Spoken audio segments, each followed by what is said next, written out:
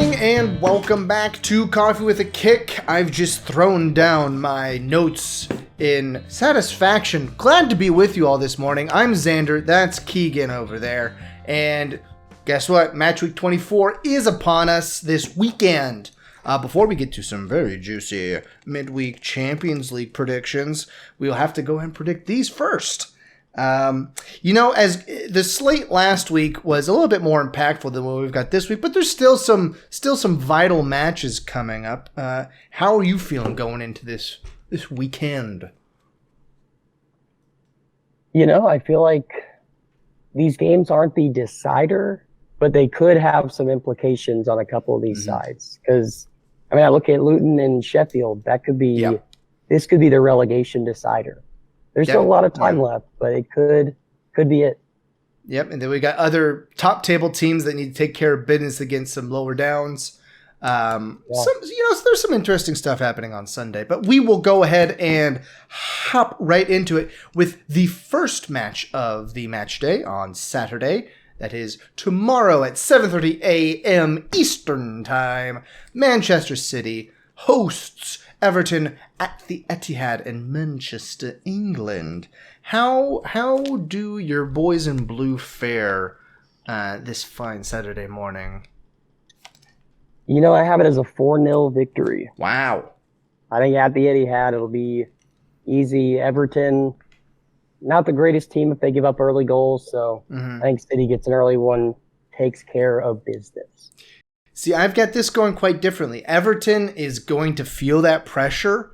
I feel like they're going to come out energized for this one and take it down to the wire. I won't say they'll take the whole thing. 3-2 City over Everton is what I have. A very entertaining match with a team that's going to start getting desperate, Everton, especially if Luton can keep up their pace. I think that Everton will start to just throw things against the wall to see what sticks. And unfortunately, I don't know, as I've said previously, I don't know if they got it in them, which will be disappointing for sure because they'll feel slighted for sure because, they have the points to move through. It's just the upper management getting them a -10 that's going to send them down. But it'll be interesting. I always hedge my bets here. Everton, I am prolifically poor at predicting. So I'm hoping that this one puts me back on a winning track with their picks, and I can get, maybe I can get more than 6 picks over the rest of the season correct for them. But the next one of our 10 a.m. slots at Craven Cottage, we've got our buddy here. Flynn 21's Fulham side against the Cherries of Bournemouth. The Cherries of Bournemouth. I think, and once again, take all of my Fulham picks with a grain of salt because I've currently missed 10 in a row. I'm picking Fulham here 2-1 over Bournemouth. Bournemouth has been underwhelming, I'll put it politely, over the past couple match days, losing to Tottenham. Since they beat Fulham back in late December, 3-1 loss to Tottenham, 4-0 loss to Liverpool, 1-1 draw against West Ham, and 1-1 draw against Nottingham Forest. Not great on their part. Fulham, gotta be honest, not much better. It's been worse for them, but they've started to pick it back up. That Burnley match was fun last weekend, and I think they finally break through here and flip spots on the table with Bournemouth and go up to 12th and shove Bournemouth down to 13th. Yeah, I think home match, Fulham, they know they got to win it to really keep some momentum going towards not getting relegated. Far off chance they do, but if they continue to slide, you never know. I have a 3-0 victory for Fulham. Wow. I think they get it done. Bournemouth, they were on that stretch. I think they've slid off now. Yeah. Definitely not the side they were a couple weeks ago. Then 2-1, I think will be pretty easy here. Liverpool at Anfield takes on Burnley. What say you for this one here? I'm going to go out on a limb and I'm going to go 1-1 draw. Wow. Now, I think Liverpool is going to be a little rattled after losing to Arsenal. And I don't know. I mean, Burnley, they've been that team that can keep possession. Besides against City, they played actually pretty well versus the other top of the table teams. So I think 1-1. I think they steal some points at Anfield. Uh, Listen, we talked about this, okay? You got to start picking Liverpool for real, or else you're throwing the season as far as picks are concerned. I think this one goes similar to back in December. I don't think a lot of has changed since then for either of these squads, aside from Klopp out. So that's why I think it goes a little bit worse than it did the last time, and it's at Liverpool. So I think this goes 3-0 to Liverpool. I think they bounce back from an underwhelming second half last week where Arsenal took it to them and take it to Burnley. Similar to how Aston Villa took care of business against Sheffield United, Burnley's on that same level. Let's be fair. Ooh. Burnley's on that same level. And yeah, this may be the one where we start to see Burnley really give up the ghost and start to come to terms with the fact that they're going to be back down in the championship next season, because it's not promising for them. We'll see how the rest of the season shakes out, obviously, but to another relegation battle, the one that you referenced earlier, Luton Town at Kenilworth Road takes on Sheffield United at 10 a.m. I think Luton Town has looked really nice over this last fortnight or so. And I think that they keep it rolling here. As I've said many times, it's always nice to get Sheffield United, especially at home. So I think Luton takes this 2-0 over Sheffield United in pretty convincing fashion. Sheffield, I said, they looked like they were giving up in the last one. So we'll see what happens here. What do you think? What do you think you got going on here for Kenilworth Road? I agree with the victor. I think Luton Town wins. I don't think they have the stuff to keep a clean sheet. Mm-hmm. I think it goes 3-1. Yeah. I think their defense lets one in the first half. But yeah, I mean, if Adebayo up front can continue his hot streak, Luton may not drop points for a while because they've been playing very well recently. So 3-1 is my prediction. Yeah. It's nice to get Sheffield this season. Only 2 wins so far.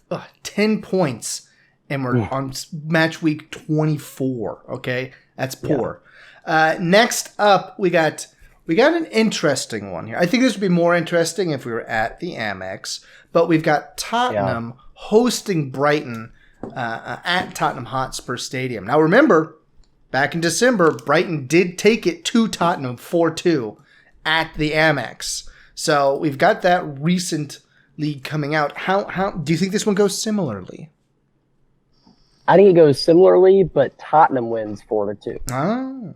I think they'll remember Brighton beating them that bad. And besides the last match day, I mean, Brighton has not played well. Yep. I think that wasn't a fluke, but I don't think Tottenham is the team that's going to help them carry the momentum. So I think Richarlison scores again. He might even score 2. I think Maddison gets a goal, and I think it's a easy 4-2 victory for Tottenham. I think that would make it 10 matches in a row that Richarlison has scored if he gets one in this match, I believe. 10 or 11 at this point. Which is, yeah. And you put it well in the last time that we talked about Richarlison, that Tottenham is built very well for him, and that they've got the playmakers around him that can feed the ball, and he's got a nose for being in the right position, especially this season with Tottenham. I've got this one as a 2-2 draw. I think that Tottenham ends up feeling similar to how they did last week, where they had their chances and didn't take advantage. And I think Brighton's on the come up a little bit. I think they may carry a little bit of momentum. I think they will carry some momentum from the Crystal Palace one. 4-1 is a nice feeling. It would be nice to getting a point out of Tottenham away will feel very good for Brighton. I mean, we're going to come to a point in the season where Brighton's going to be like, what are we playing for aside from pride? I don't think we're quite there yet, but it will start to settle in. And Spurs will feel disappointed because they're on the brink of being in the title conversation, right? They're They're within striking distance, but they gotta keep it steady.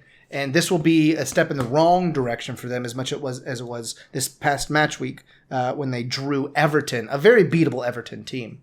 Then we go up the road from London to Molineux with my Wolves and Brentford Bees.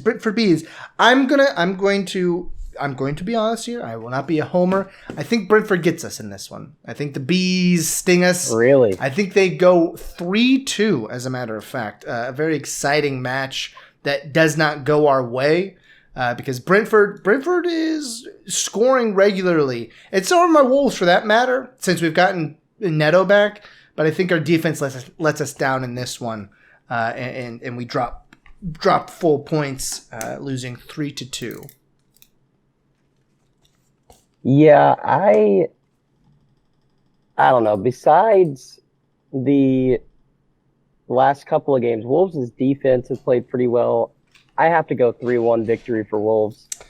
I just think that Brentford, Wolves beat them 4-1 in the reverse fixture.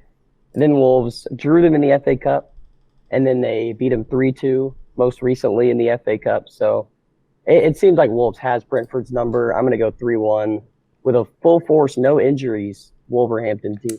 Yeah. Neto, I hope it goes that way because Neto has come back and really solidified our attack, and his chemistry with Kuna is really coming through for us here. So, I'm just trying to be a realist here.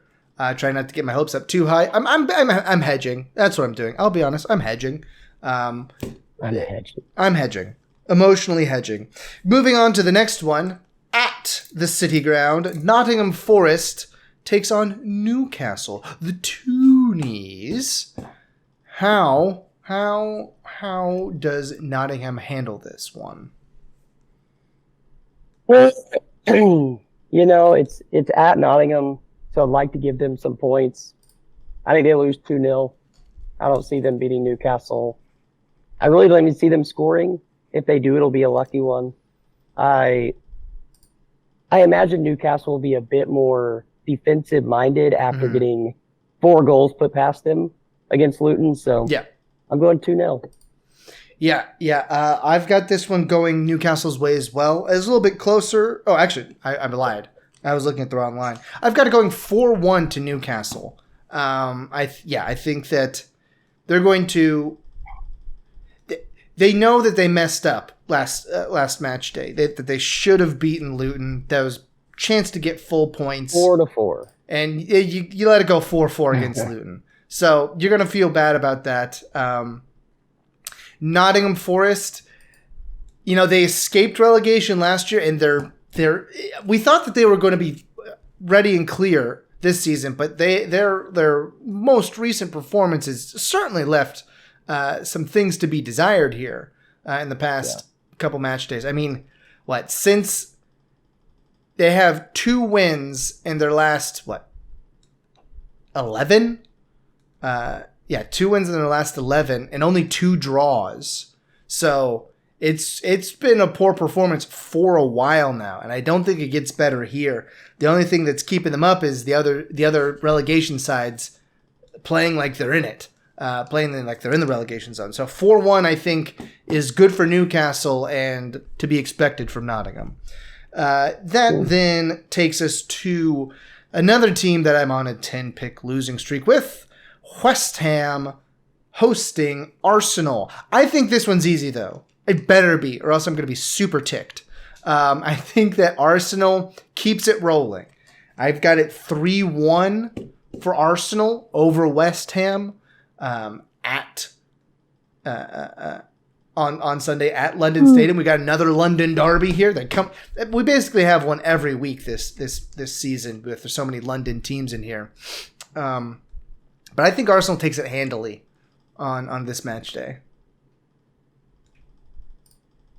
I am not going to pick Arsenal straight up. I think this is a perfect candidate for West Ham to get a draw. This feels like a classic West Ham draw game. So I'm going to go 1-1. 1-1 draw. Wow. And if my record at the end falls apart because of my Arsenal Liverpool unbiased picks, I'll take it. I'll take it. I'm just trying to get another West Ham one correct. That's all I want. Can I just get one West Ham? You're killing me. Then we go to 11:30 on Sunday at Villa Park in Birmingham. Aston Villa takes on a rejuvenated Manchester United. How do you have the Clarets? Aha, right? Isn't that Aston Villa? Or is that West Ham? No, that's West Ham. That's West Ham. Dang it. See, West Ham, I can't even get your name right. Just whatever. How do you have this one going? I think that United has been playing really well when they score early and they can get a foothold on the game. Aston Villa, especially versus these bigger sides, has been able to really get a foothold in the game early, and that's not good for Man United. Yeah. I think it ends 2-0 Aston Villa. These big games, Villa's been playing really good defense, solid offense, so I think that keeps up. Especially at home, at Villa Park. I'm on the same wavelength as you. I think it's a little bit duller, 1-0. Similar to how some of those earlier matches in the season went against the Arsenals and the Manchester Cities back in early December. I think it's got a lot of those vibes going on. And Manchester United will be frustrated in this one. They kind of had their way with the last one against West Ham, and this one it's a different team. I mean this is not, you're not playing West Ham in this one, and you are playing at a very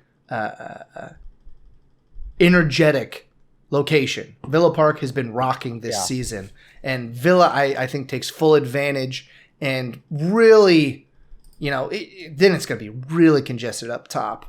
Because they'll be up on 49 points, and depending on what City does, they could be either tied for second, or we'll see what happens. It could shake out a bunch of different ways. Obviously, because that's how things work. Things can go different ways. What am I talking about? Monday, February 12th, we wrap up the match day with Crystal Palace and Chelsea. This one I do not have a good feel for. Because Crystal Palace, they have Mateta. Mateta was able to get healthy for the last match day, but neither of these sides are doing particularly well. Crystal only beat Sheffield 3-2, and then sandwiched between a 4-1 loss to Brighton and a 5-0 loss to Arsenal. Chelsea, they've dropped 2 in a row since beating Fulham 1-0. I mean, neither of these teams are at peak condition at this point. I've got it as a 0-0 draw at Selhurst Park, a really forgettable Monday, but it could go. But I don't like I said, I don't have a good feel for it. I think simply due to Crystal Palace's key injuries that Chelsea will squeak it out 2-0. They're going to be missing Eze, Olise, who are their 2 starters.